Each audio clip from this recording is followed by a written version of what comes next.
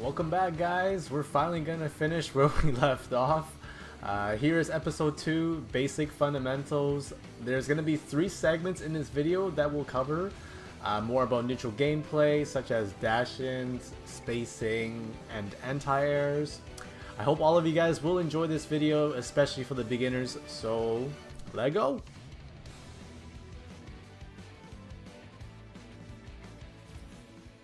Alright, so I'm sure a player has told you to work on your neutral game. What do they mean by that? To recap, neutral gameplay revolves around everything to do with the game. What they really mean is to work on your reaction timings against your opponent's neutral game. As we can see here, I have set the training dummy to throw out random attacks to make it harder for my opponent to anticipate what I'm going to do. However, if you can train your eyes to recognize the dash-ins for every character, you can make your opponent regret dashing in. So generally, you want to use your fastest attacks like jabs or a quick heavy attack to interrupt dash-ins.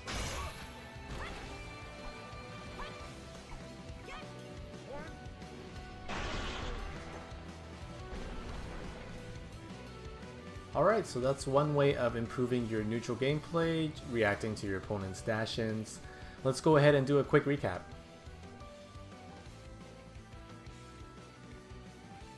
One of my favorite comparisons to fighting games is pretend you're fighting in a UFC match. You want to constantly jab check your opponent so that it can prevent them from rushing you down with a tackle. And I hope that makes sense, because obviously you don't want to be in a position where you're knocked down and in a submission hold, right? Now, generally speaking, we would use our light attacks since they are faster, but you can switch it up with quick heavy attacks depending on your opponent's character. Speaking from experience, you probably won't be able to react to everyone's dash-ins due to their animations. Also, keep in mind that this will take a lot of practice, but it will really pay off in the end, and I promise you, your neutral gameplay will thank you for it.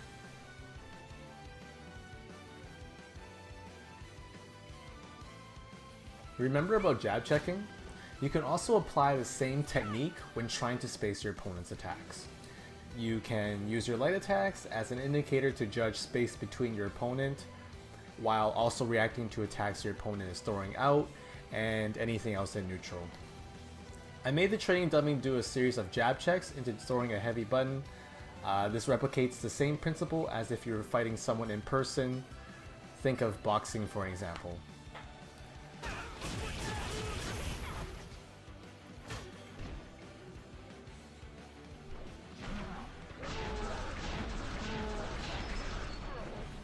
So there you have it. Once you've established perfect spacing, the next step is to attack your opponent's moves, which is called whiff punishing. If you can combine them together, your neutral gameplay will progressively get better and better. So let's go ahead and take a quick recap.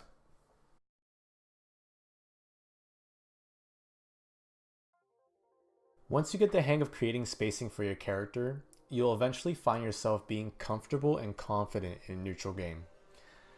Basically, to get a better idea, imagine yourself dancing around your opponent in a fighting arena.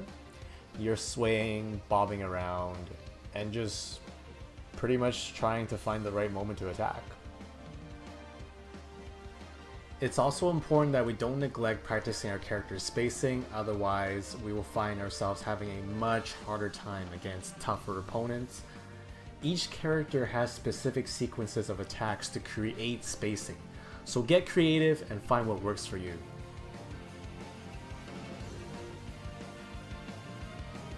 We can't forget about anti-airs, because they are also important to your neutral gameplay as well. Remember, everything starts from jab checking, so try and be ready for anything. Here I have set the training dummy to jump in different ranges. Pay attention to my jab checks and the different anti-air options I am using with Ken.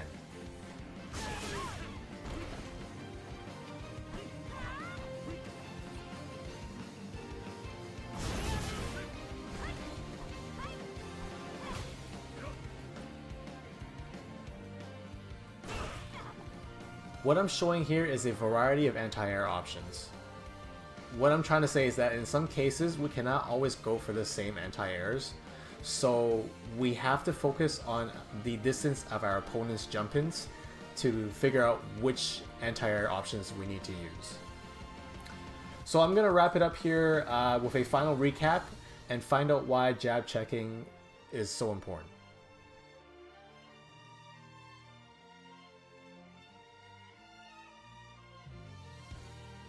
Every character has multiple anti-air options.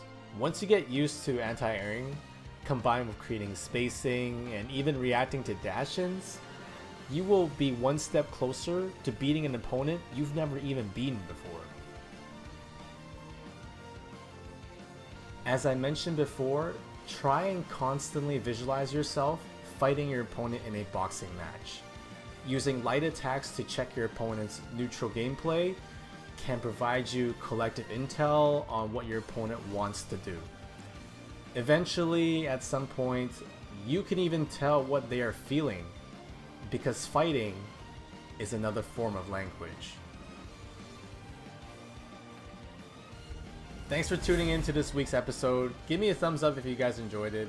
As always, don't forget to subscribe to my channel, follow me on Twitter, support my Patreon, and I'll catch you guys on my stream.